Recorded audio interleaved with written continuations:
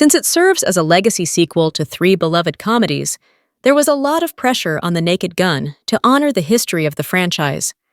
Thankfully, reviews for The Naked Gun have been amazing, proving that director Akiva Schaffer, Liam Neeson, Pamela Anderson, and the rest of the team behind the movie knocked it out of the park. Over the years, there have been plenty of comedy sequels that didn't live up to the original movies.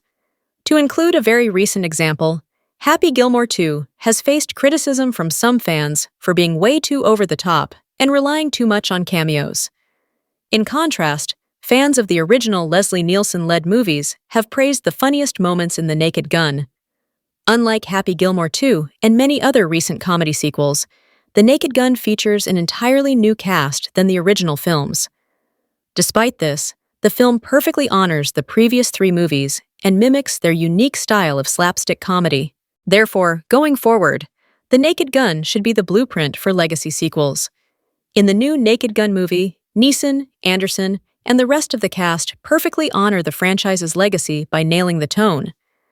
At the same time, it also seems like it was a priority to separate the new movie from the previous trilogy. Even though those films are beloved, this allows The Naked Gun to stand on its own. Unfortunately, many of the stars from the first three Naked Gun movies have passed away, which made it impossible to include them, as is commonly done with legacy sequels. These movies often spend far too much time focusing on nostalgia and can be weighed down by a reliance on connecting to what was and not spearheading something new. That is definitely not the case with The Naked Gun. The new movie honors Nielsen through the owl, but it also succeeds at telling its own unique story that is somewhat relevant to the modern world. It's still very much a Naked Gun movie, but it's one that's made for modern audiences, not just those who loved Nielsen's original trilogy.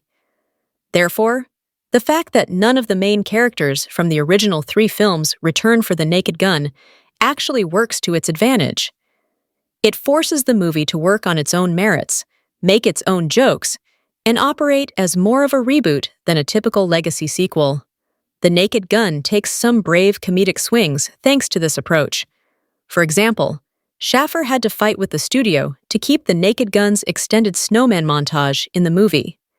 He and the rest of the creative team weren't afraid to take risks, which is an important lesson they learned from the original films.